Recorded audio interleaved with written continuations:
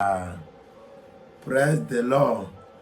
Ok, comme nous l'avons dit, nous avions commencé l'enseignement sur le mystère dans le sang de Jésus. Et nous avons dit que l'enseignement là va prendre tout le mois. La semaine passée, nous avons déjà passé cet enseignement.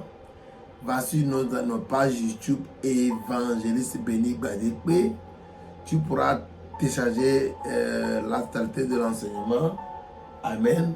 Tu pourras le télécharger dans sa totalité afin de pouvoir apprendre. Amen. Et nous avions déjà parlé du 5e verset à Gethsemane.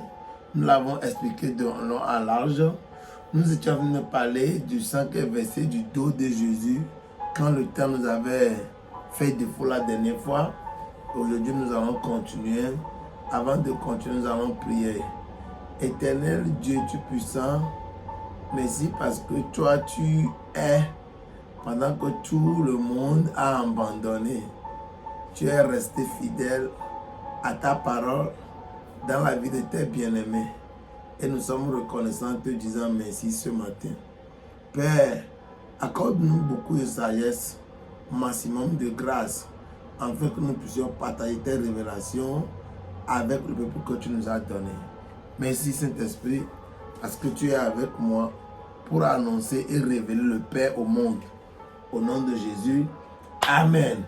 Ok, je vais vous dire que l'une des thèmes tellement combattus par le diable, c'est le mystère qui est révélé dans le sang de Jésus. Moi-même avant, j'apprenais sur le sang pour pouvoir enseigner jusqu'au jour où l'Esprit de Dieu m'a fait savoir que je ne dois pas seulement apprendre la parole de Dieu afin de pouvoir enseigner, mais je dois apprendre la parole de Dieu afin de pouvoir le vivre.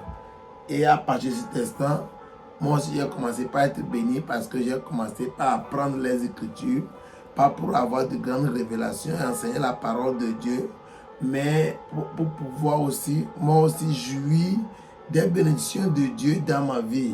Et depuis lors, c'est un grand témoignage pour moi de continuer par dire que Dieu est fidèle dans ma vie et dans mon ministère.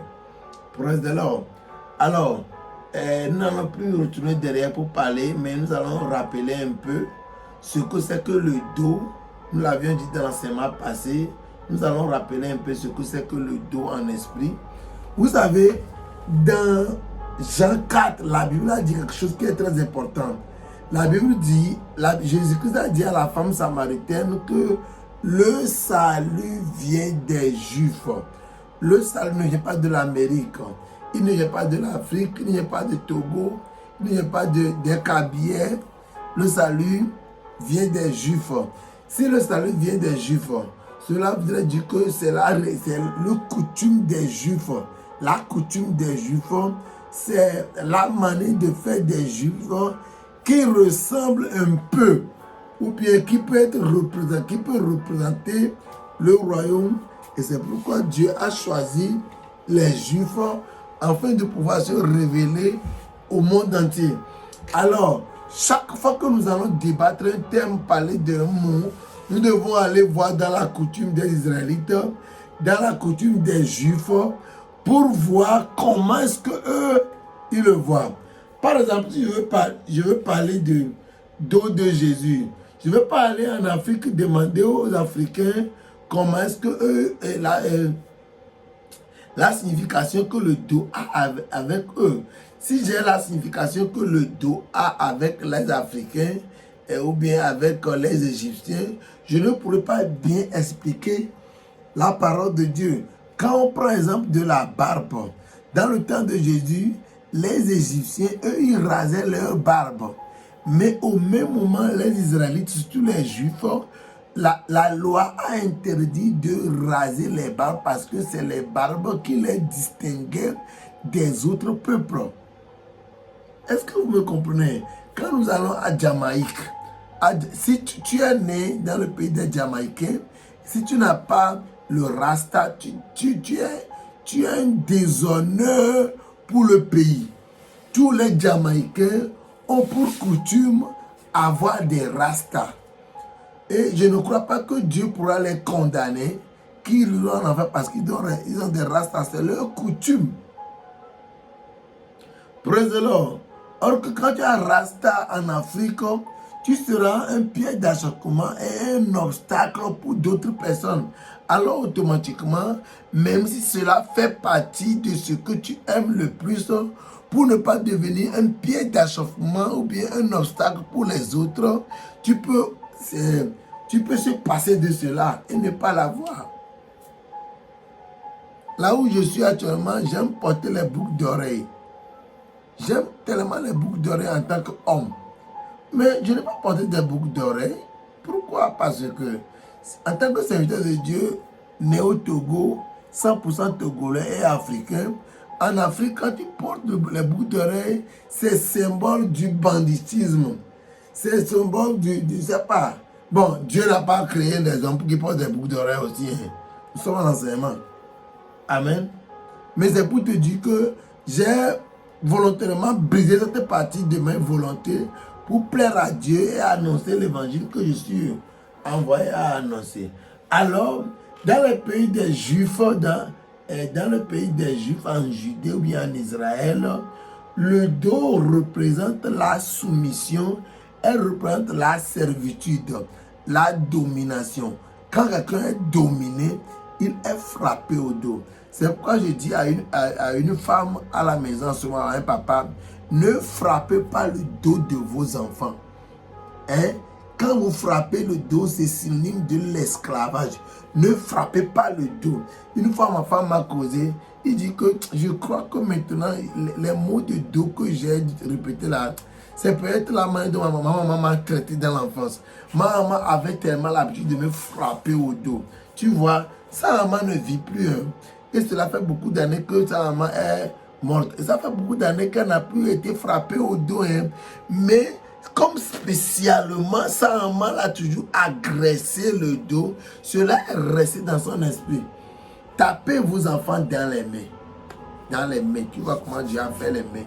Dieu a fait les mains qu'on peut corriger. On peut corriger. Mais le dos symbolise l'esclavage, la domination.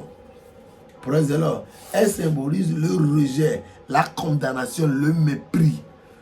Quand on arrête un vol, quand on arrête un brigand, un meurtrier, au temps de Jésus, on le frappe au dos jusqu'à la mort. On le frappe au dos jusqu'à la mort. Amen. Quand on arrête dans les pays occidentaux, dans le temps, quand on arrête les voleurs, on les attache un fardeau au dos et on les demande de monter sur une montagne. Ils savent que pendant qu'ils sont en train de monter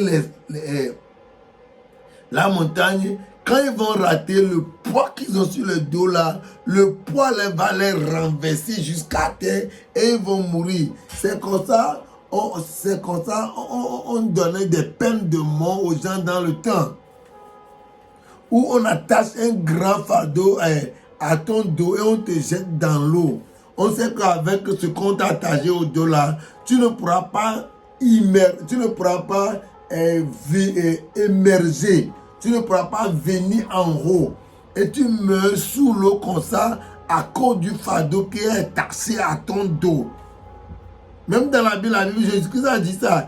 Il dit, celui qui fera tomber ce petit, mieux vaudra pour lui d'attacher un fardeau à son dos et de le jeter dans la mer. Cela voudrait dire qu'en Israël, dans le temps aussi, il y avait cette manière de condamner les gens où on attache un fardeau au dos, on les jette dans la mer. Mais Jésus-Christ a été frappé au dos. Le dos qui symbolise l'esclavage. Jésus-Christ est devenu esclave des humains. Afin de pouvoir te sauver, afin que toi ne sois plus esclave. Laisse-moi prier pour toi. L'enseignement d'aujourd'hui, nous allons l'inonder avec la prière. C'est pourquoi au nom de Jésus, c'est pourquoi au nom de Jésus, toute forme d'esclavage qui t'a assujetti est assujetti aujourd'hui. Tous les liens familiaux, toutes les relations sanguines qui sont en train de lutter avec ta destinée sont anéantis in the mighty name of Jesus today. Be free now. Au nom de Jésus. Salaparakoudahaya. Amen. Voici ce que le dos représente. Amen.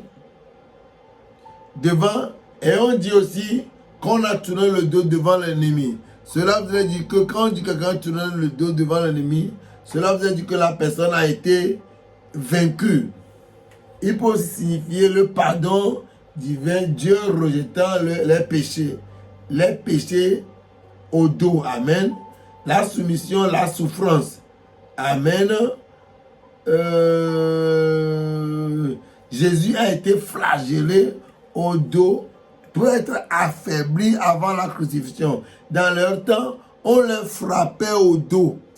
On les frappait au dos jusqu'à la mort. Des fois, on les frappe au dos jusqu'à les affaiblir avant de les crucifier. Écoutez-moi, Jésus est devenu malédiction pour que toi, tu puisses vivre la bénédiction. Amen. Celui qui n'a jamais péché est devenu péché pour nous. Nous allons lire ce passage, c'est très important. Il n'a jamais péché, mais il est devenu péché pour nous. Allons dans, je crois, c'est 2 Corinthiens 5, le verset 21. 2 Corinthiens 5, le verset 21. Je vais te lire un passage très béni. Alléluia. 2 Corinthiens 5, le verset 21. 2 Corinthiens 5, le verset 21. Amen. Oh, Sala Kora Papa. Il dit, celui qui n'a point connu le péché, il l'a fait devenir péché pour nous, afin que nous devenions en lui justice de Dieu. Celui qui n'a point péché, Dieu a fait de lui un péché. Il est devenu un péché. Il est devenu une malédiction. Celui qui n'a jamais maudit, il n'a jamais été maudit. Il est devenu malédiction, un maudit, pour que toi qui es maudit, toi qui as une malédiction ambulante, tu puisses devenir une bénédiction. Et dis avec moi, à cause du sang versé sur la croix, je n'ai plus la nature de la malédiction, je n'ai plus la nature du péché, mais je suis un béni et une bénédiction pour ma génération au nom de Jésus. Et je déclare, pendant que tes médecins sont en train de toucher l'écran, je commande que l'onction te localise maintenant in the mighty name of Jesus. Baratakabaha. Rantalabasute.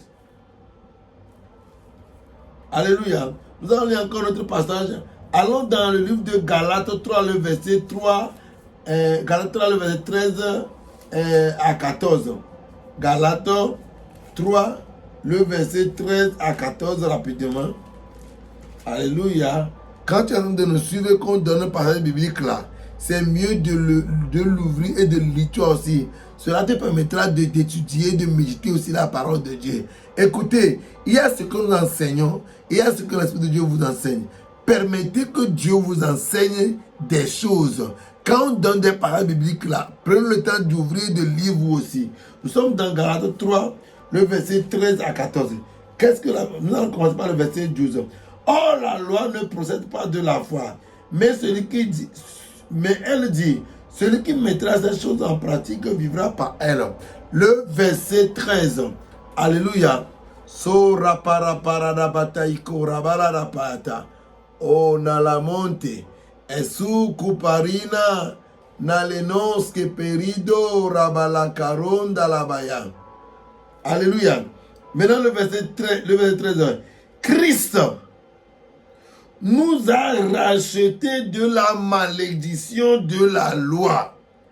Christ nous a racheté de la malédiction de la loi, étant devenu malédiction pour nous, car il est écrit, maudit est quiconque est pendu au bois. Celui qui est pendu au bois, celui qui est frappé au dos est maudit. Et Christ est devenu une malédiction pour nous afin que nous soyons en lui des justices de Dieu. Allons dans le verset 14. Afin que la bénédiction d'Abraham. Est-ce que vous connaissez la bénédiction d'Abraham? Hein? Genèse 12, le verset 1. Eut pour les païens son accomplissement en Jésus-Christ. Et que nous réussissions par la foi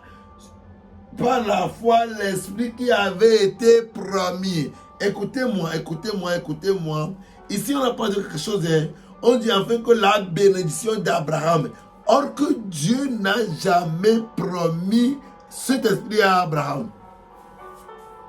Mais si on dit, en plus de la bénédiction d'Abraham, on nous ajoutera l'esprit qui nous aidera à le posséder. Écoutez-moi, le plus grand promesse que Dieu a fait à l'humanité, ce n'est pas des terres, ce n'est pas des voitures, ce n'est pas une bonne femme, une belle maison, des enfants. C'est le Saint-Esprit. Le chrétien qui a le Saint-Esprit a tout. Si tu as tout sans cet esprit, tu n'as rien. Mais quand tu auras l'esprit de Dieu, sans tout ce que le monde là te propose, tu as tout. Tu es éligible pour voir Dieu à la fin de ta vie. Maintenant, j'ai quelque chose à vous dire. Écoutez-moi, être papa, c'est des responsabilités. Dans les pays, même aujourd'hui, dans les pays, là, hein, les gens, les familles vont eux-mêmes pour refuser d'avoir des enfants. Selon leurs coutumes aussi. Si tu ne veux pas être papa, il faut être au moins père. Si tu ne veux pas être maman, il faut soit au moins une mère. Oh, praise the Lord. Oh, alléluia. Quand nous allons aussi dans Ésaïe 53, le verset 12, nous allons lire les mêmes choses. 2 Corinthiens 5, le verset 21 nous dit que lui qui n'a jamais péché, il est devenu péché pour nous, afin que nous devenions justice de Dieu en lui. Dans Galates 3, le verset 13-14, la Bible dit que il est devenu malédiction à notre place, afin que nous puissions devenir des bénis et obtenir la promesse que Dieu a fait à Abraham. Je vais prier pour toi. Tu ne pourras jamais recevoir les bénédictions d'Abraham si tu n'as pas donné ta vie à Jésus. Alors soulève la main, dis avec moi, cher Saint-Esprit, merci de m'avoir localisé, m'attirer aujourd'hui. Aujourd'hui, je remets ma vie à Jésus pour avoir part à la bénédiction d'Abraham qui est prédestinée seulement pour ceux qui ont donné leur vie à Jésus. Tu as écouté, béni, et comme je l'avais dit, tu vois cet enseignement-là. Alléluia. Maintenant, nous allons tomber sur notre enseignement encore. Hier, nous avons parlé de beaucoup de choses. Maintenant, nous allons passer, après qu'on a parlé du dos de Jésus, nous allons passer du visage. Nous allons parler du visage de Jésus. Oh, praise the Lord. Qu'est-ce qui s'est passé au visage de Jésus? Qu'est-ce que le visage représente? Amen. Qu'est-ce que le visage représente? Nous allons rapidement aller dans Ésaïe 50. Ésaïe 50, comme je l'avais dit, quand on donne un passage biblique, ouvrez-vous aussi la Bible, lisez-le. Nous sommes dans le livre d'Ésaïe 50. Le Seigneur éternel m'a donné une langue exercée pour que je sache soutenir par la parole celui qui est abattu. Il éveille chaque matin, il éveille mes oreilles pour que j'écoute comme écoutent ses disciples. Le Seigneur éternel m'a ouvert l'oreille et je n'ai point résisté. Je ne me suis pas retiré en arrière. Je ne me suis pas retiré en arrière. Ici, c'est David qui a reçu l'onction prophétique, qui a commencé par prophétiser du Messie au moment de son sacrifice. Il dit, le Seigneur m'a donné un langage, mais je ne pourrais pas me défendre. Je ne me suis pas retiré en arrière pour que béni soit prise en otage. Vous vous rappelez, quand Pierre devait prier pour épargner la tentation, il avait préféré dormir. Et quand le moment est venu pour Pierre de démontrer l'onction, d'être éveillé, Pierre a commencé par combattre selon la chair en voulant et en coupant l'oreille du fils du sacrificateur. Qu'est-ce qui s'est passé le jour-là? La Bible dit que Jésus-Christ a dit à Pierre, il dit, il faut garder ton arme là. Celui qui prend des armes pour se battre, l'arme ne finira jamais dans sa maison. Ce n'est pas le temps de l'arme.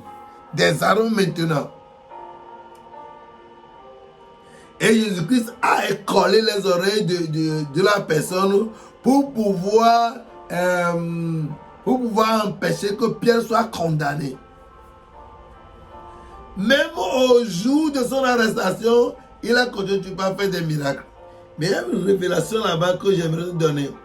Quand on parle du plus grand miracle de toute la Bible de Jésus, vous avez parlé de la résurrection, n'est-ce pas? Vous parlez de quand il a marché sur l'eau, n'est-ce pas?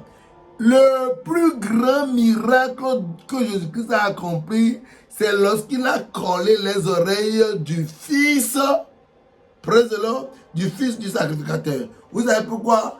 Parce qu'en ce moment-là, l'Esprit de Dieu l'avait quitté. Dieu l'a abandonné. Les uns ne le servaient plus. Mais malgré cela, il a collé l'oreille. Pourquoi? On appelle ça l'impact de cet esprit sur l'esprit humain. L'esprit humain a tellement téléchargé l'onction de l'esprit de Dieu que même si l'esprit de Dieu n'est pas là, l'esprit humain a continué à faire des miracles. Donc pour moi, pas pour moi, le plus grand miracle de toute la Bible de Jésus-Christ, ce n'est pas ce qu'il a fait quand l'esprit est descendu sur lui. C'est ce qu'il a fait lorsque l'esprit l'a quitté pour qu'il soit sacrifié. Pour qu'il puisse être sacrifié. Verset 6. J'ai livré mon dos à ceux qui me frappaient et mes joues à ceux qui arrachaient ma barbe. Et mes joues à ceux qui arrachaient ma barbe. Oh, praise the Lord. Je n'ai point de mon visage aux ignominies et aux crachats. Mais le Seigneur éternel m'a secouru. C'est pourquoi je n'ai point été déshonoré. C'est pourquoi j'ai rendu mon visage semblable à un caillou, sachant que je ne serai point confondu. Il a donné ses barbes pour être arrachées et il a rendu son visage semblable. On a craché sur lui, il n'a rien dit. On l'a giflé, il n'a rien dit. On l'a menacé, il n'a rien dit. Oh, scori maman de pour que nous puissions parler. La raison pour laquelle Jésus-Christ ne s'est pas défendu, c'est pour que toi tu puisses te défendre. Quand nous allons dans Isaïe 54, la Bible dit, je te le lis là, il y a des choses qu'on ne veut pas vous dire seulement dans la bouche, mais on doit vous lire cela. Praise the Lord. Le passage là m'inquiète beaucoup. Regarde ce que la Bible a dit. Il dit, à partir du verset 13, tous tes fils seront disciples de l'Éternel et grand sera ta postérité, la postérité de tes fils. Tu seras affermi par la justice, banni l'inquiétude car tu n'as rien à craindre. Et la frayeur car elle n'approchera pas de toi. Si l'on forme des complots, cela ne viendra pas de moi. Quiconque liguera contre toi tombera sous ton pouvoir. Écoutez, voici j'ai créé l'ouvrier qui souffle le charbon au feu et qui fabrique des armes pour son travail. Mais j'ai créé aussi le destructeur pour la briser. Toute arme forgée contre toi sera sans effet. Mais écoute le plus grand. Et toute langue qui se révélera en justice contre toi, tu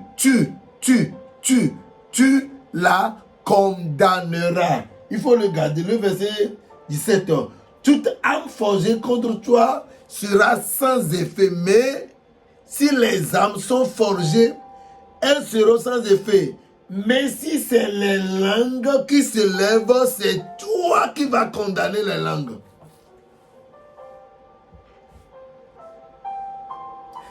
Si les armes sont forgées contre toi, Dieu va gérer. Mais si les langues se lèvent contre toi, tu dois toi-même parler. Et c'est la raison pour laquelle Jésus n'a rien dit quand on l'a arrêté. Il n'a pas bronché, il ne s'est même pas défendu. Il n'a pas donné des raisons. Pourquoi? Parce que le premier Adam avait donné beaucoup de raisons. Dans ses raisonnements, il a été irresponsable.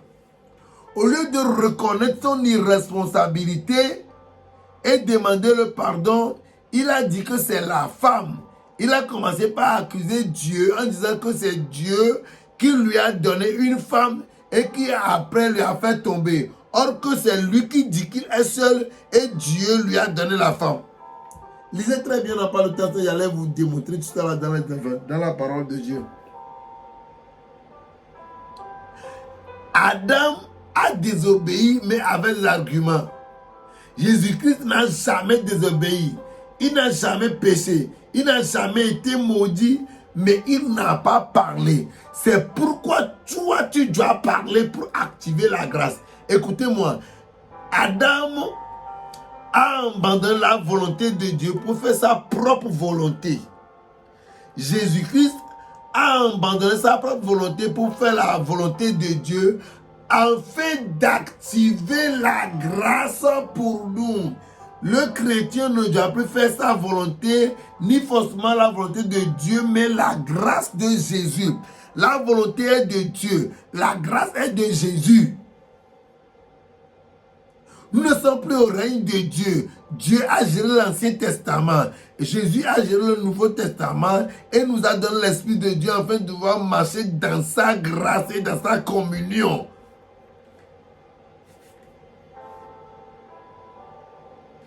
L'Ancien Testament est limité sur la volonté.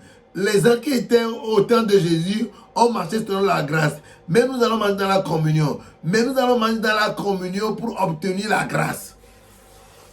Nous allons marcher dans la grâce pour pouvoir faire la communion. Les deux sont ensemble. Tu vois, on dit, I want to read again. Toute arme forgée contre toi sera sans effet. Dieu dit, si c'est les armes, moi, je vais gérer.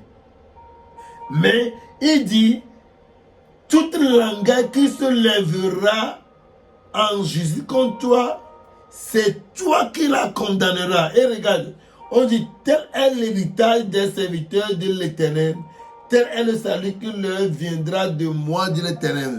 Autrement dit, le chrétien a sa responsabilité.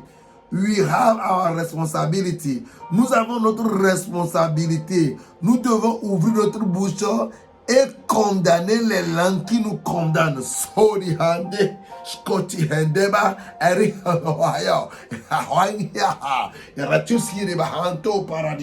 au nom de Jésus, Père, la Stakahandi, Stotostehediga, Mentiscopa Alita, Ratiheho, Ratihalamahandeha, tous les paratos, au nom de Jésus, toute forme de langage qui t'a déjà condamné, je déclare par l'onction prophétique qu'elle est condamnée ce matin. Si c'est ton pasteur qui t'a maudit, je te bénis au nom de Jésus. Si tes parents qui t'ont maudit, je te bénis au nom de Jésus. Si ce n'est pas des liens sanguines, que quelqu'un a pris l'autorité pour arracher ta destinée, je déclare in the mighty name of Jesus, ta destinée est restaurée in Jesus' mighty name. Do bende baya. Si tu as un mal dans ton corps actuellement, si tu as un mal dans le corps actuellement pendant que nous parlons, si tu as un mal dans le corps, à cause de la malédiction, statos teha, stopahiha, le mahiliho, rehahi, skahapor yataba. Jesus, you are free.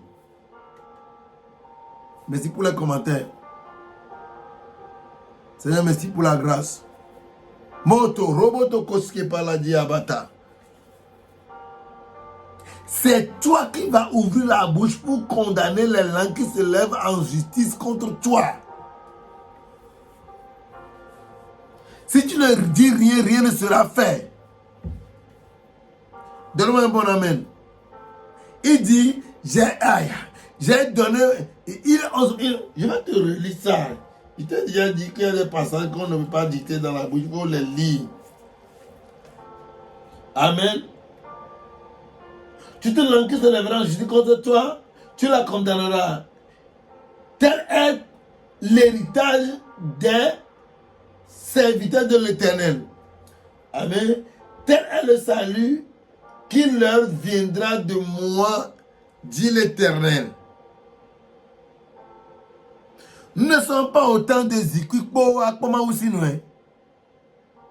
Quand on te condamne, tu condamnes. C'est pourquoi au nom de Jésus, toute langue familiale, toute langue maternelle, toute langue paternelle qui a condamné ma vie, mon ministère, et dont ces paroles sont de m'arracher de la gloire de mon ministère, Ostehe, Borochisto, il est aimé Harano Paratachia. Je déclare qu'elles sont maudits au nom de Jésus.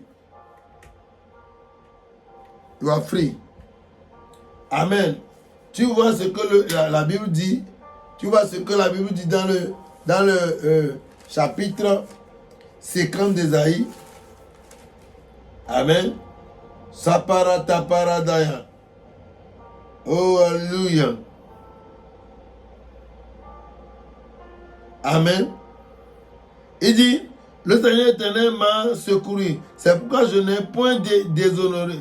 Je n'ai point été déshonoré. C'est pourquoi j'ai rendu mon visage semblable à un caillou, sachant que je ne serai pas confondu. En gros, dans le verset 6, il dit, j'ai livré mon dos à ceux qui me frappaient et mes joues à ceux qui m'arrachaient la barbe. Ceux qui m'arrachaient la barbe. Mais j'ai l'idée, j'ai donné mon joug. À ceux qui m'arrachaient la barbe. Dans leur coutume, la barbe ne doit pas être arrachée. Elle ne doit pas être coupée. C'est un signe d'honneur. C'est un signe de grandeur. C'est un signe de sagesse, de prospérité, d'honnêteté, de virilité, de paix, de grandeur. Jésus a donné sa virilité, sa grandeur, son honneur, sa potentialité, son impact, sa visibilité, pour qu'elle soit arrachée, afin que toi et moi, nous puissions créer la différence, impacter notre génération, et roti orani, et rataha, rapash, ta ta ta ta ta. Jesus.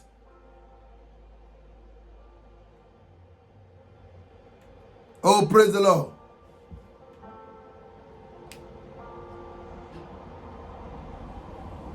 Alléluia.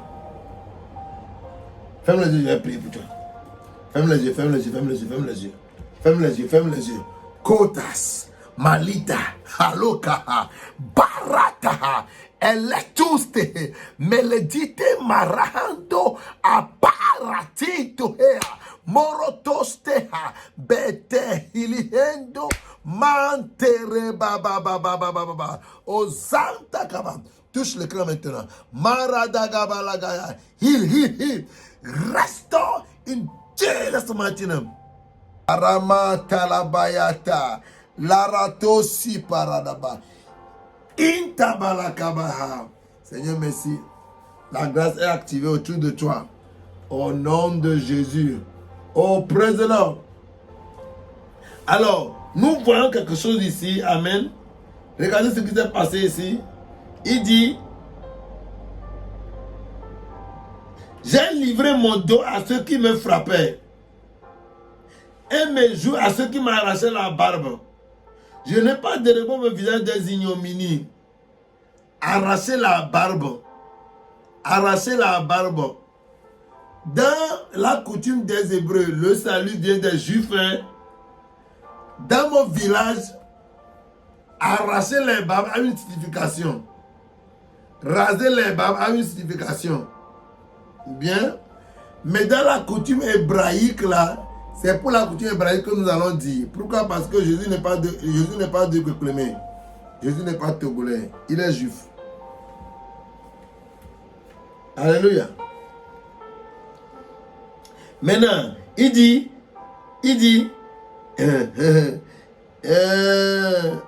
j'ai livré mon dos, j'ai livré mon joug, j'ai livré mon dos, J'ai livré mon joug, sa beauté. Praise the Lord, praise the Lord, praise the Lord. Je vais prier pour vous qui rêvez qu'on vous a frappé dans la nuit. L'Esprit de Dieu me parle en ce moment. Je vois des gens qui sont connectés et à chaque fin du mois, ils rêvent les membres de leur famille et la grossesse ne pourra pas rester. Ils rêvent qu'ils sont frappés. Moi avant, moi pas été décédé, mais des fois je rêve que ma papa me frappe dans la nuit. Avant, mais aujourd'hui par la grâce de Dieu, j'ai été délivré de tout ça là. Je vais prier pour toi qui rêve et qui te voit te frapper par ceux qui sont déjà morts. Aura n'est pas raté à ça. Maintenant, laisse-moi te dire, l'onction qui est sur moi ce matin, je ne sais pas comment je vais le retenir, mais quand je frappe celui qui te frappe, tu vas enterrer quelqu'un.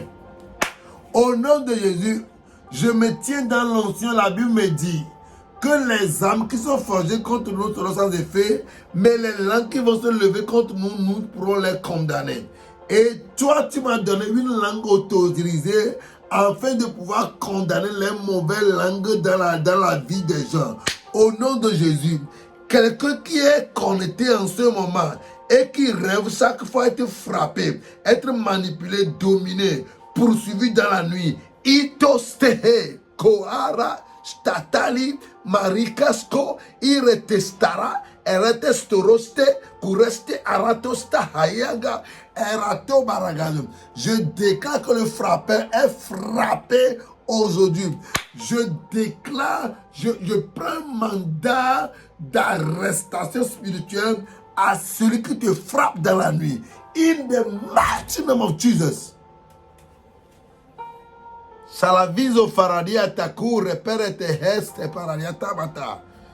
Tu comprends ce que je viens de dire? Quand on reçoit Christ là, on est loin de cette manipulation. Et parce que tu m'as reçu, à partir d'aujourd'hui, je vais manipuler ceux qui te manipulent. C'est ce que je viens de dire. Donne-moi un bon amen. Oh, taboro, taboro, tabarianda. Maintenant, nous allons lire notre passage. Il y a tellement de passages à lire. Mais nous n'allons pas tout, nous ne pourrons pas tout lire. Nous venons de lire Ésaïe 50, à partir du verset 4 jusqu'à verset... tu vois, il faut le lire jusqu'à verset 10. Mais nous allons lire le chapitre 52, le verset 14. Amen. 52, le verset 14. De même qu'il a été pour plusieurs un sujet d'effroi, tant son visage était défiguré, tant son aspect différent de celui des fils des hommes. Hey, on l'a frappé au visage au point où il n'a plus de figure. Il n'a plus d'identité. Maintenant, je vais vous donner ce que le visage symbolise. Ce que le visage symbolise dans leur temps. Ils savaient ce qu'ils faisaient. Quand Jésus-Christ a dit que Père pardonne-les quand ils ne savent pas ce qu'ils font là. Je ne sais pas pourquoi Jésus-Christ a dit ça, mais comme il est notre chef, on va supposer qu'il c'est lui, c'est pourquoi il a dit ça. Sinon, eux là, ils savaient. Eux, ils savaient ce qu'ils faisaient. Ils savaient ce qu'ils faisaient. Le visage veut dire quoi? Le visage veut dire identité. Quand quelqu'un fait un accident et qu'on n'arrive pas à retrouver son visage là, on doit prendre la carte et voir son nom. On ne sait pas quoi, on ne sait pas quel, on ne sait pas quel, on ne sait pas comment le présenter. Le visage, c'est une identité. Le visage, c'est ta beauté. Le visage, c'est ta posture. Amen. Le visage, ton visage est ton empreinte. C'est que frappe à ma porte. Et je vois dans la caméra, il dit que je suis tant. Et je vois dans la caméra, je ne le reconnais pas, il ne peut pas ouvrir. C'est une opportunité. Tes opportunités, ton image, ton identité, ta posture, ta personnalité, ton empreinte, tes opportunités, ton visage. Écoute ce que le chapitre 52 d'Ésaïe a dit. Dans le chapitre 50, il dit, j'ai donné mon visage, il a laissé ma joue à ceux qui arrachaient ma barbe. Et mon visage, j'ai rendu mon visage semblable à un caillou. Ça, dans le chapitre 50, le verset 7. Mais dans le chapitre 52, le verset 14, il dit quoi? Il dit,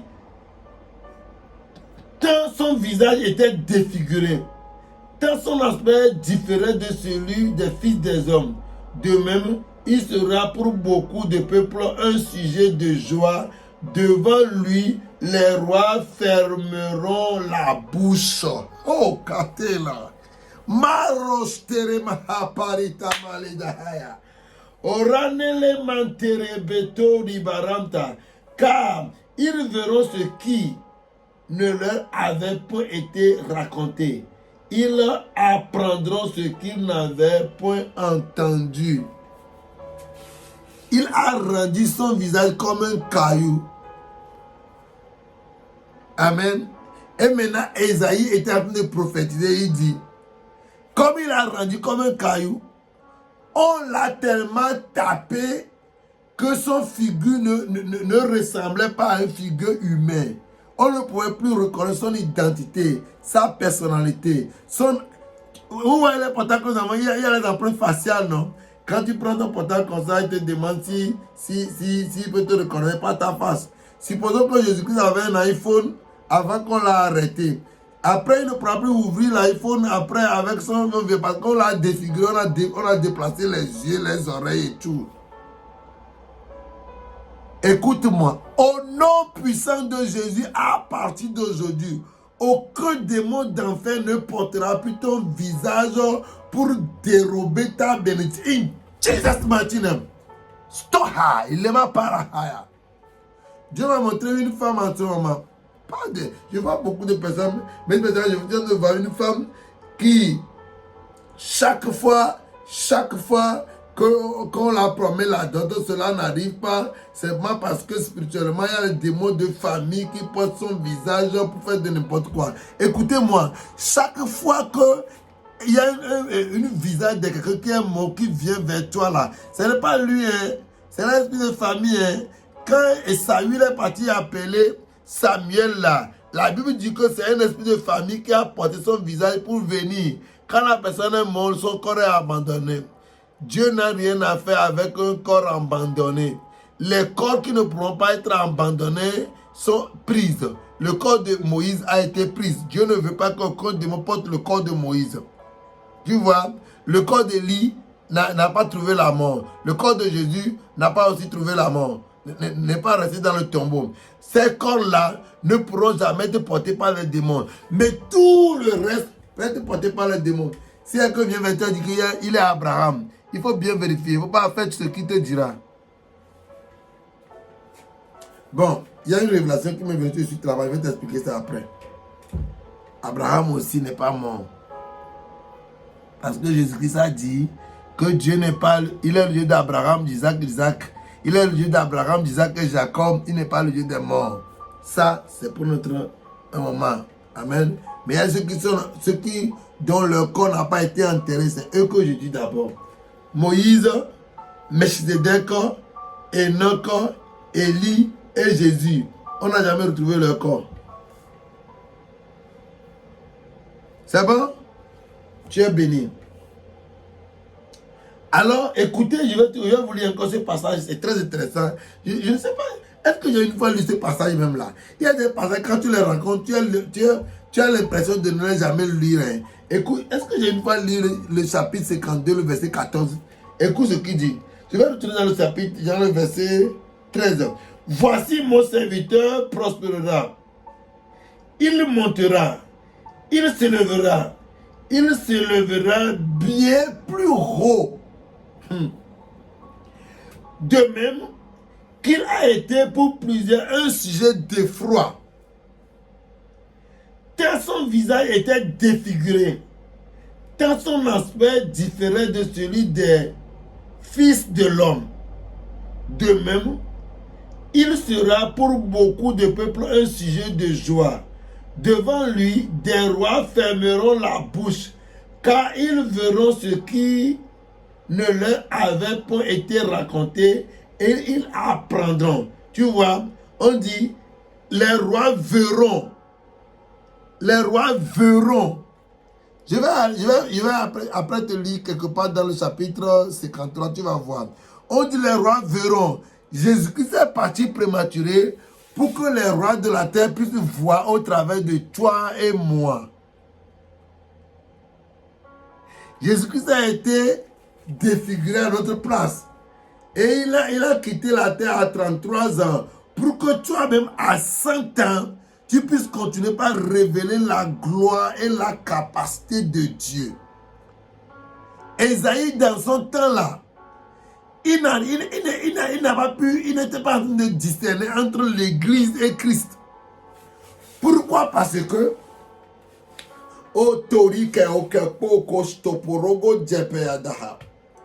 quand Ésaïe voyait de très loin, il voyait le corps du Christ. Il ne voyait pas que c'est deux montagnes différentes. Il voyait le corps du Christ en ce moment-là, auprès de l'homme. Or que, ce passage, il parlait de l'Église.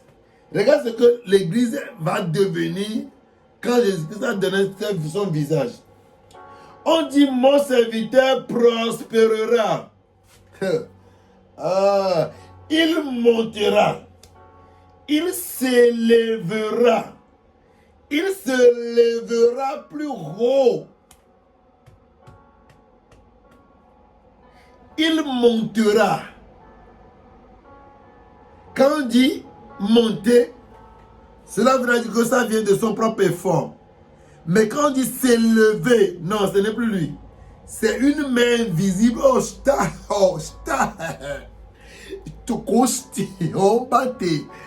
Écoute, quand on dit il montera, c'est son effort. Quand il dit il s'élèvera, ce n'est plus lui, hein. C'est une main visible qui le tiendra et le lèvera. Mais ce n'est pas fini. On dit il se lèvera encore plus haut. Cela veut dire que ce n'est plus de sa capacité. Le secours lui viendra de quelque part où il ne sera pas. C'est pourquoi nous savons, quel que soit le temps que ça prendra, nous allons le dire et nous allons toujours le dire. Au nom de Jésus, à cause de moi béni ici au Togo, l'aviation sera élargie. J'ai appris que David Yongisho a été décoré comme une prestige, une bénédiction, un héritage de Dieu pour Corée. Au point où c'est la voiture du président qu'on envoie dans sa maison pour faire sa sécurité. C'est le protocole de la présidence qui font sa sécurité. Ce n'est plus l'église. Il est supposé comme un héritage, une bénédiction à cause de David Yongisho seul. Corée a été reconnue sur le plan mondial. Ça va se passer au Togo. Je sais. Les choses que nous allons obtenir aujourd'hui, nous les avons dit hier. Ce que nous dirons, nous sommes Dieu aujourd'hui, nous allons l'avoir demain. Mieux vaut pour toi de dire pour toi. Dis ton avenir au lieu de critiquer ou de mépriser. Je suis en train de confesser ma foi et je ne suis pas en train de le voir en prophétie, je le vois venir. Alléluia. Maintenant, écoute encore. Je n'arrive pas à me déconner. Je ne sais pas pourquoi je n'arrive pas à quitter ce passage. Il dit, de même qu'il a été pour plusieurs un sujet d'effroi, tel son visage était défiguré, tel son aspect différait de celui des fils de l'homme. Il ne ressemblait plus aux hommes. Il a été frappé jusqu'à ce que sa joue, son nez est découpé, sa bouche est tombée, ses yeux, ça dit, tu vois. Mais regarde ce que l'église doit devenir. Il dit, de même, il sera pour beaucoup de peuples un sujet de joie. Il sera pour beaucoup de peuples. Il sera pour les humains qui l'accepteront un sujet de joie. Dis, Seigneur Jésus, tu es un grand sujet de joie pour moi. Dis, Seigneur Jésus, tu es un grand sujet de paix et de joie pour moi. Maintenant, nous allons lire le verset restant. Amen. Devant lui, les rois fermeront la bouche. Devant lui. Ce n'est pas lui, Jésus. Les rois n'ont pas fermé la bouche devant Jésus. Les maîtres de la loi, écoutez-moi. Le temps est déjà parti. Pierre l'a renié. Judas l'a trahi. Les maîtres de la loi qui sont supposés l'aider l'ont accusé faussement et l'ont livré aux païens. Pierre et Pilate l'a envoyé vers Hérode. Hérode l'a tapé et l'a renvoyé vers Pilate. Pilate l'a encore tapé et a remis sa vie aux soldats qui sont moqués de lui et l'ont crucifié. Écoute, même si la croix, les passants se sont moqués de lui, les centurions l'ont insulté, les maîtres de la loi l'ont aussi juré. Je vais faire un enseignement sur ça. Le mystère autour de la croix. Quand tu le vois, tu ne vas pas le croire. Le mystère autour de la croix. Les personnages autour de la croix. Écoute, il y avait une seule créature. Une seule créature à la crucifixion de Jésus-Christ qui a confessé la Seigneurie. C'est la création inanimée.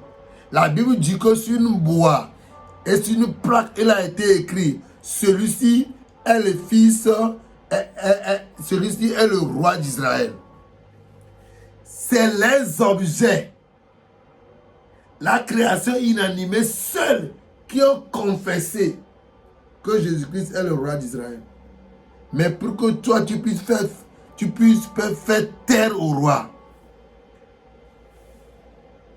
Père, merci parce que tous les rois sont tués devant moi.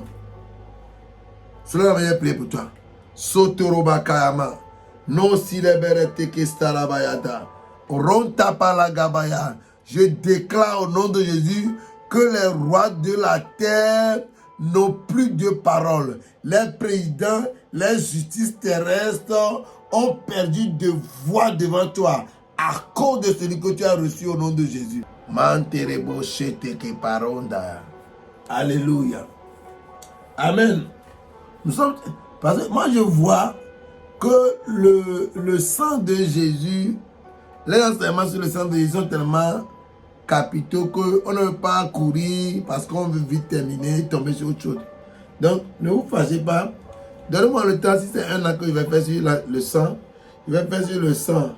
Quand ça, lorsque nous allons quitter le sang, tu sais déjà que tu as un livre dans ton esprit.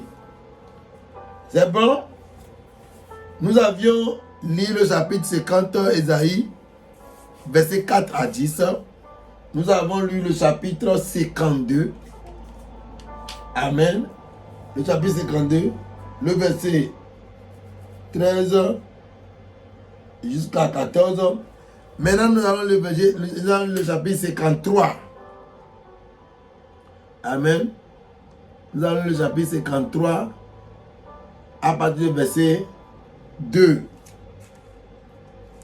Oh, alléluia.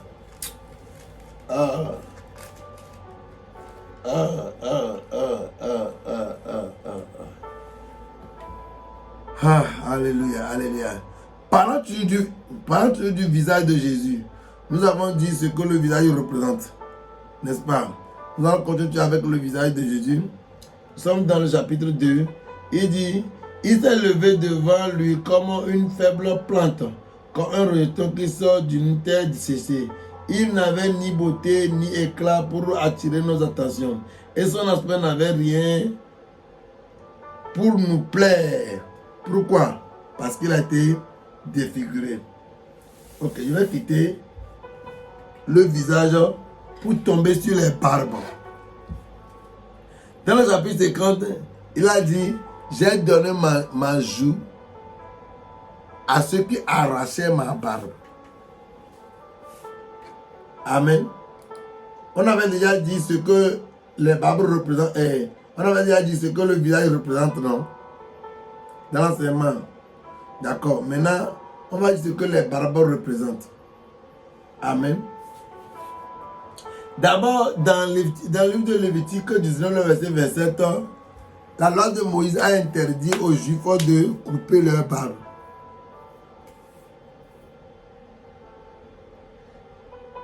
Il dit que c'est les barbes qui vont les distinguer des Hébreux et des Égyptiens. Donc, la barbe, c'est la distinction. La barbe, c'est le respect. La barbe, c'est l'honneur. La barbe, c'est l'obéissance à Dieu.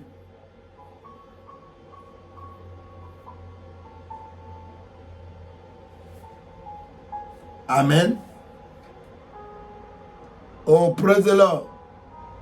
La barbe, c'est la sagesse. C'est la piété. C'est le respect. C'est la maturité. C'est la virilité. Il faut le noter. Hein. La sagesse, la piété, la maturité, la virilité. C'est ça qui montre que tu es vivant, quoi. On reconnaît quand on devient mature, là. Quand il devient grand, tu ne vas pas poser la barbe maintenant. Hein. C'est la capacité. Tu peux. La crainte, la peur, la terreur. Ouais, comment les musulmans laissent leur barbe. Quand les genoux rasent toute leur tête, là, ils laissent leur barbe là. Ils font peur. Ils ressemblent à des gens de mauvais cœur. Amen. Amen. C'est un signe de fidélité à Dieu. Praise the Lord.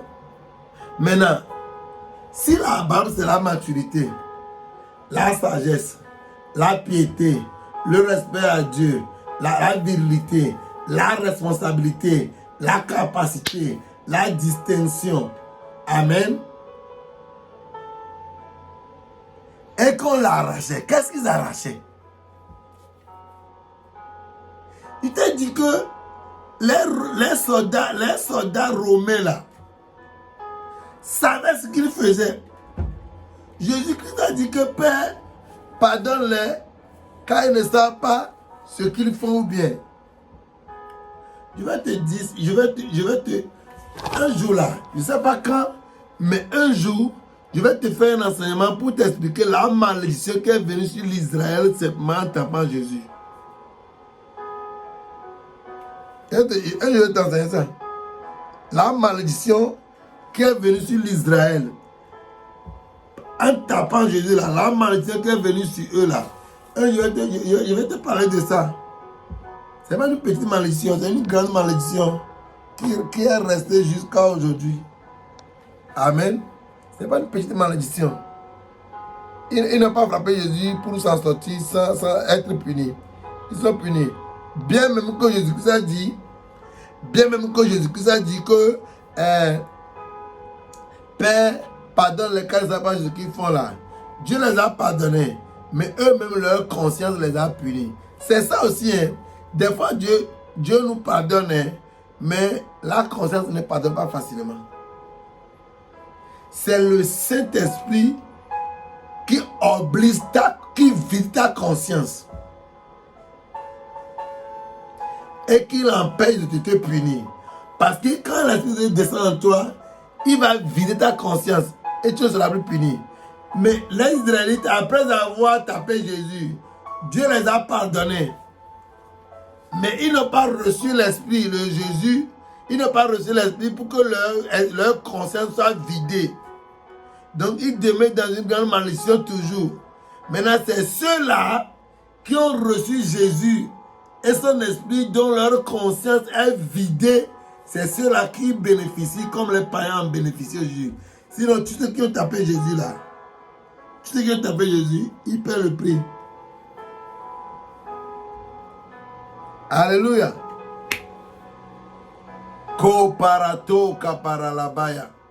Tu vois, l'arbre sec. L'arbre sec au temps L'arbre sait, ça c'est une révélation. L'arbre sait qu'au temps de Adam, c'est Adam qui l'a conduit dans le péché. Vous vous rappelez, quand il a tué son frère Abel, quand Dieu est venu, qu'est-ce que Dieu a dit? Dieu a dit, maudit soit la terre. La terre n'a rien fait. Qui a pris de tes mains le sang de ton fils, de ton frère Abel? La terre n'a rien fait. Parce qu'il a collaboré et il a pris de la main de Caïn et le sang d'Abel, il a été maudit. Dieu a également maudit la terre au temps de Adam. On ne l'a écouté rien dit à l'arbre. Ou bien, mais ce même arbre qui a servi de malédiction et d'échec pour Adam, dans le temps de Jésus, Jésus voulait manger et il a refusé. Quand il devait refuser, il a accepté. Quand il devait accepter, il a refusé et Jésus l'a maudit. Vous vous rappelez? Dans le temps, il devait refuser, il devait empêcher Ève pour qu'il le touche même ni le manger. Il n'a pas refusé. Dieu ne l'a rien dit. Dieu a maudit tout le monde, mais ne l'a pas maudit. Dieu l'a laissé. Mais quand Jésus-Christ est venu, Jésus-Christ veut maintenant manger et il refuse. Jésus-Christ dit, ok, toi là tu déconnes. Quand on ne doit pas te manger, tu te laisses manger. Et c'est quand on veut te manger que tu refuses, alors tu es maudit. Et au temps de la crucifixion, l'arbre a soulevé ses deux mains et il a dit, moi au moins je confesse que Jésus-Christ est le roi de... Parce que la Bible dit que cela a été... Il y avait un pantalon qui était collé à la croix. Donc la croix qui avait transporté Jésus là. La croix au moins dit que je reconnais qu'il est le Fils de Dieu. En réalité, la croix l'a aidé. Parce que les hommes, vous vous rappelez, il y a des révélations. Vous savez que quand Moïse a soulevé ses deux mains, c'était signe d'intercession et de victoire pour l'Israël quand ils étaient sur le chemin d'aller en Israël, à Canaan. Exode 17. Quand Moïse a soulevé les deux mains, c'était un signe de victoire. Quand la main s'abaissait, on les gagnait. Quand la main était élevée, ils avaient le destin, ils avaient la victoire. Ou bien, vous vous rappelez très bien? D'accord. Maintenant, au temps de Jésus, le grand sacrificateur, le grand conducteur, écoutez, Jésus-Christ était en train de sortir. Moïse était en train de sortir seulement l'Israël. Quelques milliers de personnes vers Canaan. Il avait besoin que les hommes soutiennent sa main. Quand ces hommes-là étaient fatigués à un moment donné, on a placé les pieds, il a mis la main sur les pieds. Mais en réalité, les deux personnes qui ont été crucifiées avec Jésus, leur rôle était de soutenir Jésus. Spirituellement, leur rôle spirituel, ils devaient jouer le rôle de Hou et de Aaron. Ils devaient soutenir les mains de Jésus comme Hou et Aaron soutenu les mains de Moïse dans le temps où quand ils allaient à Canaan. Mais eux, ils sont nés pour soutenir les mains de Jésus. Hein. Mais jusqu'à ce que Jésus-Christ n'aille sur la croix, ils sont devenus des braqueurs. Le diable a su d'avance que les deux jeunes-là sont prédestinés à soutenir les mains de Jésus sur la croix. Il les a rapidement mis dans le braquage comme métier. Et ces deux jeunes sont devenus des braqueurs. Amen.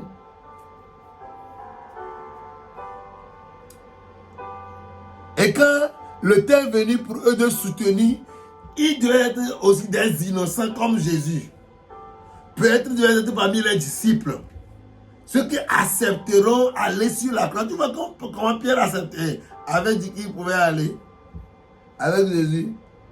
Et il devait dire que nous avons accepté mourir avec le Messie. Notre rôle, c'est de tenir sa main jusqu'à ce qu'il meure. Et nous allons le laisser. Mais ces deux jeunes hommes qui sont prédestinés parmi les disciples peut-être devenir des soutiens de la main de Jésus, sont devenus des braqueurs, des voleurs qui sont enfermés. Et le temps de Jésus, là, ils sont déjà des braqueurs. On les a retrouvés à la prison. Et ils ne sont même pas prêts pour jouer ce rôle. Et l'arbre a dit, moi je vais le jouer. Moi je vais le jouer. C'était le même rôle qu'il jouait dans le jardin. Sa place dans le jardin, c'était de servir de nourriture à Adam. Dans le jardin, l'arbre avait pour rôle de soutenir Adam, de lui donner la connaissance. L'arbre était à la fois la nourriture et en même temps la connaissance. Il avait le rôle de soutenir Adam, de l'aider, de le soutenir. Il a raté son rôle. Il a été corrigé, réglementé par Jésus quand Jésus l'a maudit. Et maintenant, au temps de la crucifixion, il dit, si c'est ça, je vais jouer mon rôle. Je confesse la seigneurie de Jésus. Et il a accepté de soutenir les mains de Jésus.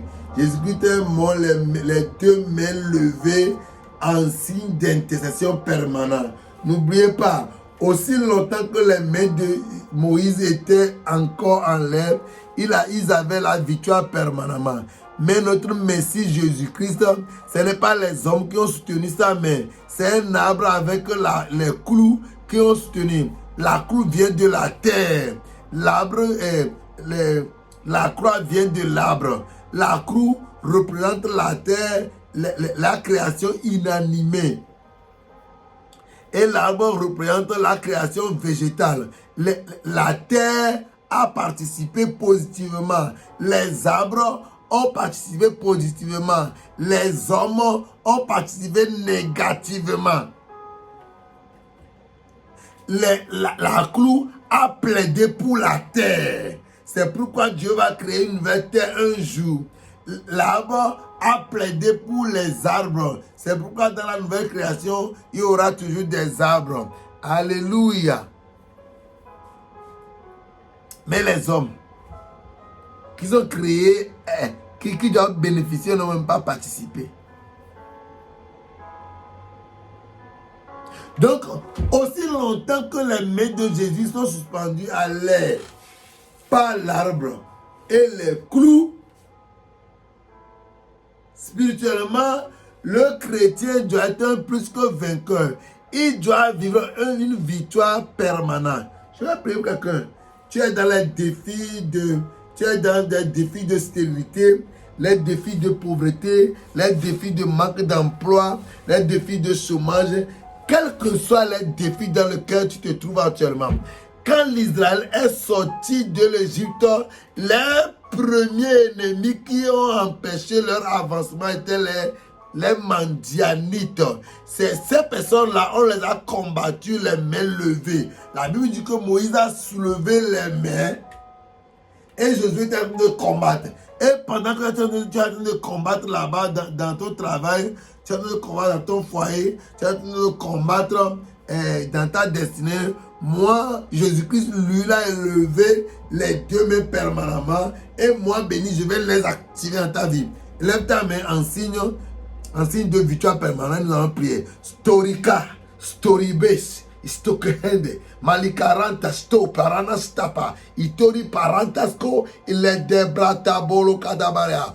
À partir d'aujourd'hui, ton échec permanemment est changé en victoire permanemment au nom de Jésus. Aussi longtemps que les mains de Jésus ont été soutenues par les clous et l'arbre, le bois de la croix et ta victoire est permanemment. Ce n'est pas les hommes qui diront après qu'ils sont fatigués ou bien qui changeront d'idée. C'est la création inanimée. Les clous qui représentent la terre, le bois qui représente l'arbre, les végétaux qui l'ont fait. Eux, ils ont accepté et ils l'ont confessé que Jésus-Christ est le roi. Autrement dit, au nom de Jésus, ta victoire est déclarée permanemment in Jesus' name. Dis-moi même, comment pas faire ce que tu n'as pas fait? Comment pas faire? Écris dans les commentaires, voici les commentaires qui viennent déjà. Écris dans les commentaires ce que Dieu t'a fait. Écris-nous sur notre numéro, va dans les commentaires, commente, envoie les témoignages pour que cela puisse bénir quelqu'un également. Tu es béni. Et talababa, talababa, et talababa, et talababa. Rakatakato sapakapara takaparo takapali gabara takapala rabadaba sapala kapara namashatala kabararia. In the mighty name of Jesus. Amen. Oh, praise the Lord. So, nous avons parlé du visage, nous avons parlé de la barbe. Il y a tellement de choses à dire. Mais on ne pourra pas tout dire. On ne pourra que dire une partie. Amen. On ne pourra pas tout dire. Nous allons passer à un autre point. Nous allons passer à la tête. À la tête. Qu'est-ce que la tête voudrait dire? Qu'est-ce que la tête voudrait dire? Et pourquoi le diable a mis une couronne d'épines sur la tête de Jésus? Qu'est-ce que la couronne d'épines veut représenter spirituellement? Qu'est-ce que la couronne d'épines représente spirituellement? C'est bon? Seigneur, merci pour la grâce qui se multiplie sur la vie de tes enfants au nom de Jésus. Merci pour la grâce qui se multiplie dans la vie de tes enfants au nom de Jésus. Amen. La tête. La tête. Tu seras la tête et non la queue.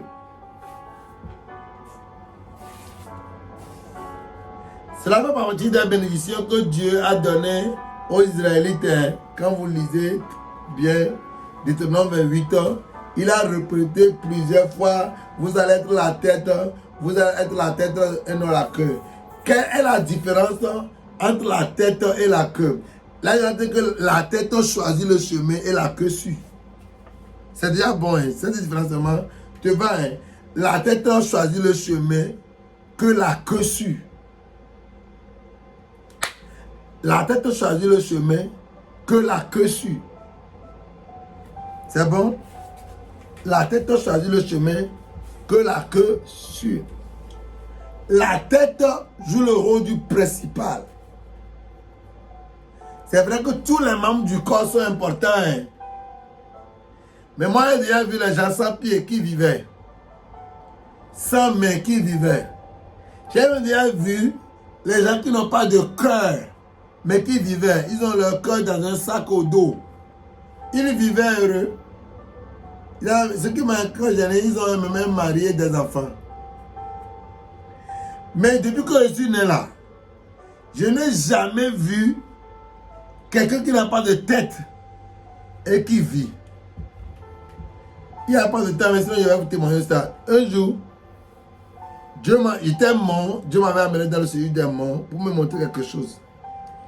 C'est là-bas que j'ai vu les gens qui n'ont pas de tête mais qui marchaient. C'est souvent des démons.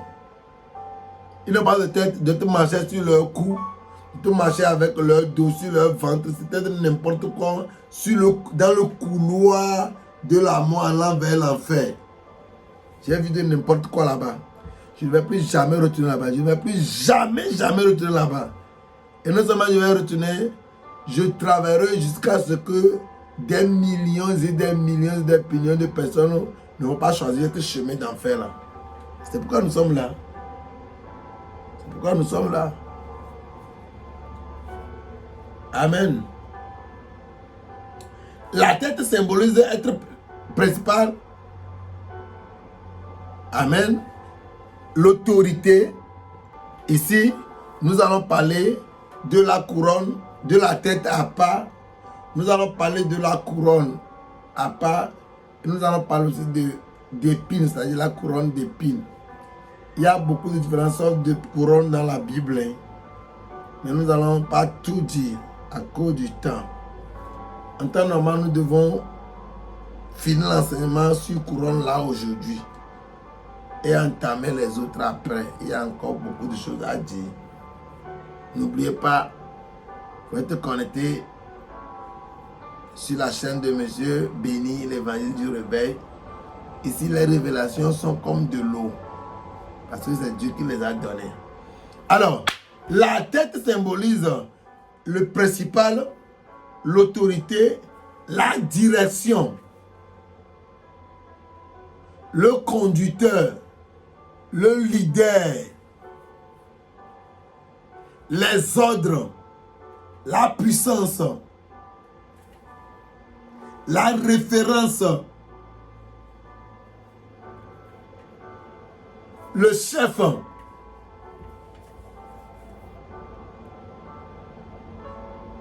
Maintenant, eux, ils ont mis, amen, eux, ils ont mis une couronne d'épines sur la tête de Jésus. Il y a quelque chose qui est tellement important que j'aimerais que vous sachiez là-bas. Esaïe n'a rien vu par rapport à la tête. Hein. Il n'a rien vu par rapport à la couronne d'épines. Eux tous les prophètes de l'Ancien Testament, ils n'ont pas vu. Pourquoi? C'est un mystère qui est réservé. Les choses révélées appartiennent aux hommes. Et les choses cachées appartiennent à Dieu. Dans les souffrances de Jésus, il y a des choses dans la vie de Jésus, il y a des domaines qui ne sont jamais vus ni révélés. Bon, il y a d'autres qui seront peut-être vus, mais pas révélés. Parce que je me rappelle dans le livre de Daniel, il y a des choses que Daniel voulait écrire. Dieu l'a dit non, n'écris pas encore, laisse le temps. Pas écrire ça. Même à Jean, on dit non, ne mets pas ça à l'écrit. Donc je suppose qu'il y a des choses qui ne sont pas tellement révélées. C'est bon? Les prophètes, il y a des choses qu'ils n'ont pas, ils ne savent pas, et donc ils n'ont pas vu, ne pouvons jamais voir. Par exemple, la couronne d'épines qui a été mise sur la tête de Jésus. Les prophètes n'ont jamais prêché sur ça. C'est pourquoi? Parce que quand le diable a couronné Adam d'une couronne d'épines, Adam même ne savait pas. C'était Dieu seul et le diable seul qui savait que celui qui t'obéit doit être couronné. Hein? Celui qui t'obéit doit être couronné.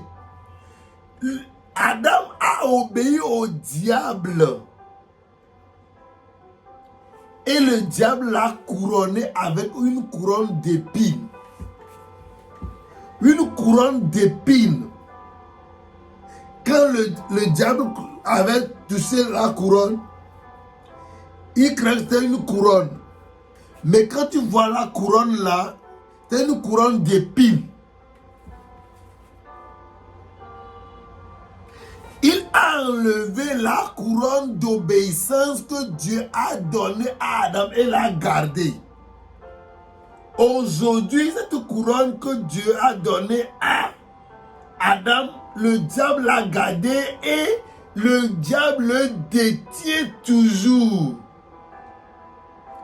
La couronne d'épines était la couronne de la désobéissance. Le jour qu'il a désobéi, qu'il était sur le point d'être chassé par les anges au ciel, il ne devait pas partir sans récompense. Mais quand il partait, Dieu l'a appelé. Il dit, viens, tu as travaillé fidèlement pour un temps. Mais le début n'est pas important, c'est la finalité qui compte. Tu n'as pas bien achevé ton travail. C'est pourquoi tu recevras la couronne d'épines à la place de la couronne de bénédiction ou de satisfaction ou de gloire. Alors, on a mis ça dans une couronne d'épines. Et il est parti sur la terre avec ça. Comme ce n'est pas une couronne terrestre, les yeux humains ne pourront pas le voir même en prophétie. Seul Dieu connaissait la couronne d'épines là, qui était sur la tête du diable quand on le chassait au ciel dans sa désobéissance. Quand Adam a désobéi, le diable a pris sa couronne que Dieu lui a donnée, qui est la couronne d'obéissance qu'il avait.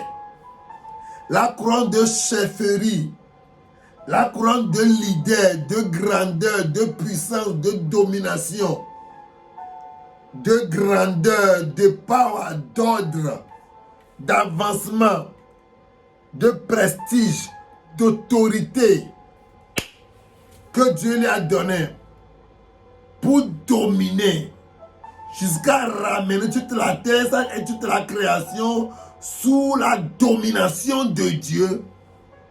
La couronne qui est sa tête, qui l'aidait à bien travailler, le diable l'a pris et lui a donné sa couronne. Maintenant, la couronne que Adam avait était une couronne terrestre. Elle pouvait être vue des yeux. Mais celle d'épines que le diable avait donné, Dieu avait donné au diable, ne pouvait pas être vue avec les yeux physiques. Le diable l'a mis sur la tête d'Adam quand Adam l'a obéi. Et a pris sa couronne et l'a déposée. Il n'est pas dérangé, il n'a pas besoin de couronne. Son travail peut le faire sans couronne, il l'a déposé. Quand Dieu a dit que la descendance de la femme écrasera ta tête, il a déposé la couronne et ne veut jamais le toucher. Il attendait que lorsqu'il verra la descendance de la femme qui va écraser sa tête, il va lui proposer cette couronne. Et quand il va lui donner, il va pouvoir l'empêcher de pouvoir quoi? Dominer. Laisse-moi te dire comment il a manipulé les gens avec cette couronne. Les gens qu'il a terrassés avec cette couronne. Le temps est parti. Rapidement, nous allons parler de ça après. Mais je vais parler de cette révélation d'abord. Quand Abel a été envoyé sur la terre, il a fait servir Dieu l'a aimé. Rapidement, le diable a su rapidement que Abel était la descendance de la femme qui devait écraser la tête. Alors rapidement, il a proposé cette couronne à Caïn et il a demandé de tuer son frère. Quand il a tué son frère, et il a pris encore la couronne, il l'a déposée. Quand Noé a travaillé pour Dieu et a servi de bateau, il a servi de prédicateur et il a sauvé les gens de sa génération, juste après, Noé s'était mis en joie pour pouvoir se réjouir du salut de Dieu. Il a proposé la couronne. Noé a bu. Il est devenu ivrogne. Il est tombé encore dans le péché de l'ivrognerie. Il a ramené la malédiction sur la terre en Moïse son fils. Il y a beaucoup de choses à dire, mais je vais tout laisser. Mais quand Moïse marchait, spirituellement, si Moïse avait amené les Israélites sur la terre Canaan, cela avait avoir plus d'impact que celui de Josué. Mais à un moment donné, le diable a proposé cette couronne-là à Moïse. Et Moïse est devenu orgueilleux. Comment? Moïse devait parler. Il devait parler. C'est ça. Laisse-moi. Cette couronne-là, tu la vois seulement par l'obéissance. Quand tu obéis au diable, tu l'as. C'est tout. Quand Moïse a obéi au diable, en se mettant en colère et en déshonorant la source de la parole qui est l'eau, en le frappant, c'est déjà suffisant. C'est déjà suffisant qu'il reçoive cette couronne du diable. Et quand le diable il manipule comment? Quand il te propose et tu fais ce qu'il veut, il ne te le donne pas.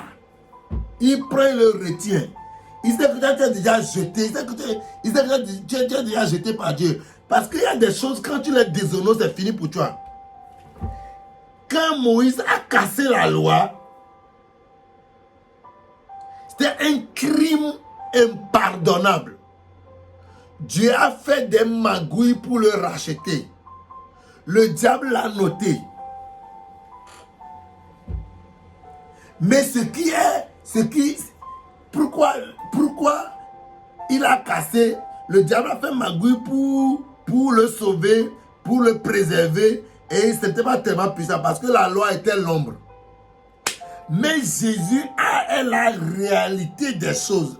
Dans 1 Corinthiens 11, la Bible dit que Jésus est le rocher qui était dans le désert. Et que Moïse devait parler à ce rocher, mais il a frappé. Or que le rocher était déjà frappé dans Exode 17. Et le rocher Jésus ne pourra jamais être frappé deux fois.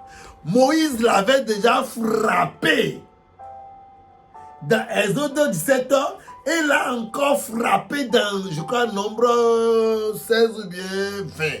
Elle a encore frappé dans nombre 20, frappé un seul rocher deux fois. Quand vous le frappez une première fois, la deuxième fois, vous devez le parler. C'est pourquoi Jésus a été frappé pour une première fois. La deuxième fois, nous devons lui parler, plus le frapper. C'est pourquoi le chrétien qui pêche se frappe lui-même.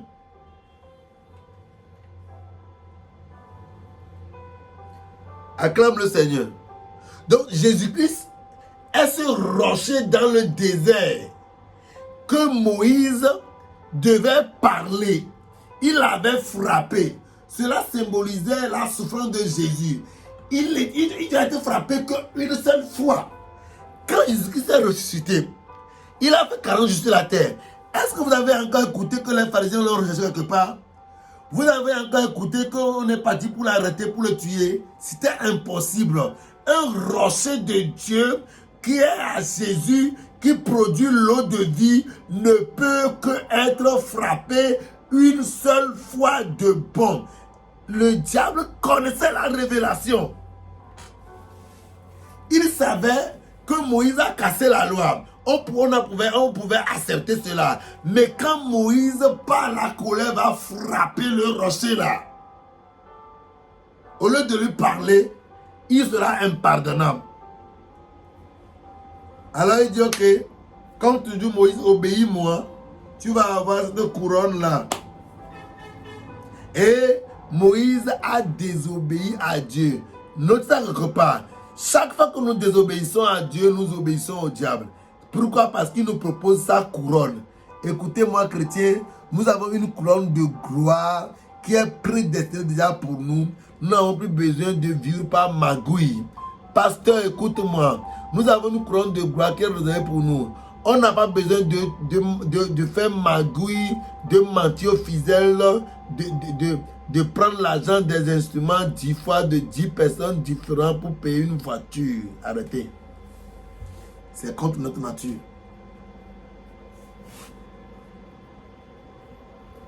Si tu es béni, dis-moi que tu es béni, je vais continuer. Tu es béni? Praise the Lord. Alors il a proposé aussi à Moïse. Et Moïse a désobéi à Dieu. Quand tu désobéis à Dieu, tu n'as pas besoin d'obéir au diable. Tu l'as déjà. Et il y a seulement deux mondes là. Quand tu n'obéis pas à Dieu, tu as déjà obéi au diable. Quand tu renonces la couronne de gloire de Dieu, là, tu vas avoir la couronne de gloire du diable. C'est différent de la couronne de pine. C'est pourquoi il y a d'autres personnes aussi. Hein.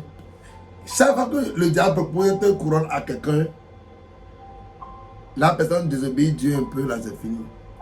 Quand Jésus est venu sur la terre, il lui a dit, abaisse-toi devant moi. Je te donnerai la gloire de toute la terre. Oh, bientôt. Il parlait de la couronne qu'il a pris de la tête de Adam. Jésus avait ses yeux fixés sur la couronne de gloire qu'il obtiendra après l'obéissance à la parole de Dieu. Et il a refusé la couronne d'Adam périmée qui a déjà vieilli dans la maison du diable. Aujourd'hui, cette couronne d'Adam là, le diable donne au sectaire. Quand tu t'amas, tu vas la voir. Quand tu rentres en alliance avec lui, tu auras la renommée sur les réseaux sociaux. Tu auras la visibilité, tu seras connu. Cette couronne que Dieu a mise sur la tête d'Adam là, le diable n'a pas besoin de ça. Il se bat pour la couronne de gloire. Donc il a déposé ça. Il a ça seulement pour manipuler les gens. C'est la couronne d'Adam, il est là avec lui actuellement. Tous ceux qui veulent obéir, il leur donne ça. Quand les jeunes vont faire, quand Michael Jackson est parti faire l'alliance avec lui là, le monde l'a acclamé. Et après il a donné son ami, il est parti. Arafat, même chose. Les grands chanteurs que vous voyez, les grands stars là, qui sont sur des scènes et qui disent que j'ai envie de boire le sang, j'ai envie de boire le sang. C'est des gens dans l'alliance. Pourquoi ils sont prêts à donner leur âme en échange de la couronne d'Adam qui est déposée. Alors, la couronne d'épines que Jésus-Christ a mis sur sa tête, il a pris sur la tête de l'humanité. C'est pourquoi la Bible dit, c'est les hommes qui l'ont fabriqué eux-mêmes. C'était prophétique, c'est spirituel. Ils l'ont fabriqué eux-mêmes et l'ont mis sur sa tête. Il a pris la couronne d'épines. Les hommes l'ont pris sur leur tête et l'ont mis sur sa tête. Actuellement, la tête de l'homme est vide. Quand nous recevons Jésus-Christ, nous recevons la couronne qui nous a préservés. C'est pourquoi Paul dit, je me suis parti jusqu'à ce que la couronne de gloire m'attende dans le royaume des cieux. Je vais prier pour toi. Je vais prier pour toi. Toi qui m'entends en ligne, je vais prier pour toi. Amen. Je vais prier pour toi. Il y a une grande couronne qui l'attend. Et tu as besoin de travailler et de la voir. Mais avant d'avoir la couronne, tu dois commencer par une marche. Celui de recevoir Jésus-Christ comme ton Seigneur et ton Sauveur personnel. Alors, partout où tu es en ce moment, je vais prier pour les malades, prier pour les handicapés. Si tu as ton béquille à côté de toi, prends-le, viens à côté du crâne. Je vais prier pour toi. J'ai beaucoup de témoignages qui viennent. Le docteur t'a dit que tu as fibrome. Viens. On t'a dit que tu ne pourras plus enfanter. Viens. Je ne sais pas le problème que tu as, mais viens. Je vais prier pour toi. L'onction est descendue sur moi ce matin pour prier pour ceux qui seront en ligne. Alors, permets-moi de te bénir ce matin. Tu es allé à l'école et tu as tous les diplômes qu'il faut, mais tu ne trouves jamais de promotion. Alors, voici ton temps. Ça, c'est le temps. C'est ton temps de transformation. This is your time of transformation. C'est un temps de transformation d'impact. Ces minutes-là seront des minutes de puissance que tu ne pourras jamais oublier. Alors, partout où tu es en ce moment, je vais prier pour toi. Mets la main là où tu as mal. Amen. Mais avant de mettre la main là où tu as mal, nous allons faire 3 prières. Première prière. Si tu ne reconnais pas Jésus-Christ comme ton Seigneur et ton Sauveur personnel, c'est le temps de le faire maintenant. Parce que si tu refuses de le recevoir aussi, la guérison va travailler. Mais tu ne pourras pas la garder. C'est ça la différence. Le Saint-Esprit peut toucher tout le monde. Mais il doit demeurer pour t'aider à garder ce que tu as reçu par son toucher. Mais il peut être gâté seulement par la foi en Christ et la présence de Jésus qui le gardera. Alors dis avec moi, Seigneur Jésus, je te remercie pour ton amour manifesté sur la croix pour moi. C'est par tes maîtres sûrs que j'ai reçu la vie. J'ai reçu le salut. Cet instant même, je lève mes 2 mains en signe de fatigue, en signe de confession, en disant que je me confie totalement à toi. Au nom de Jésus. Deviens mon Père. Fais de moi ton Fils. Au nom de Jésus. Les deuxième type de personnes sont là qui marchaient avec Jésus-Christ, mais qui à cause des soucis, des maladies, des problèmes, ont rétrogradé. Dis, cher Seigneur Jésus, merci d'avoir restauré ton amour dans mon cœur, de me pardonner pour ma désobéissance et de me bénir de nouveau au nom de Jésus. Les troisième personnes sont ceux-là, alléluia, sont ceux-là qui ont perdu leur vie de prière, qui ont perdu leur premier amour. Dis avec moi, Seigneur Jésus, par le sang qui est versé sur la croix, mon amour pour toi se réveille. Tu deviens mon premier amour et mon premier amour pour toi se réveille. Au nom de Jésus. Je vais prier pour toi. Tu vois, les trois prières sont tellement puissantes que quand tu as fini par le faire, tu es déjà guéri. Maintenant, ferme les yeux, je vais prier. Je vais faire une prière spirituelle pour toi. Paratastata. Les tostestoha. Et les taskitendo beha. Milijiste romapenda kulahanda. Malijisa toshito kinko arote paradada sete. Dori matakapayanda ha. Marine maye astoparia ba. Jesus. Lara zozo kopararia manto. Healing now. Père, merci pour des milliers de témoignages qui viennent en ligne. Merci pour les témoignages qui sont en train de venir de tous côtés pour la gloire de Dieu. Au nom de Jésus. Au nom de Jésus. Maintenant, lève-toi. Jette ton béquille qui ne va pas marcher. Jette ton béquille rapidement. Pendant que j'ai envie de te voir actuellement, je te voir. Jette ton béquille. Teste-toi. Regarde ton fibrome a disparu. Tu t'es parti intime. Voilà le sang qui est en train de couler pendant beaucoup d'années que tu n'as pas vu tes menstrues. Voilà le sang qui est en train de couler. Sur ta tête, voilà le mal est sorti. Je vois quelqu'un, un fou qui est guéri radicalement. Je vois beaucoup de choses, mais à cause du temps, je ne pourrais pas tout dire en ce moment. Au nom de Jésus, je vois l'onction encore aller. Dieu m'a dit, l'onction sur cet enseignement va demeurer jusqu'au retour de Jésus. Au nom puissant de Jésus. Tu es béni. Abonne-toi à la page. Tu n'as rien à perdre quand tu partages, quand tu invites les gens à télécharger notre application et à nous suivre sur nos réseaux sociaux et Évangéliste Béni Barekwe. Nous sommes sur TikTok et sur tous les réseaux sociaux presque. Et pour la grâce de Dieu, par la grâce de Dieu, nous avançons au nom de Jésus. Tu es béni. Shalom, shalom, shalom et shalom.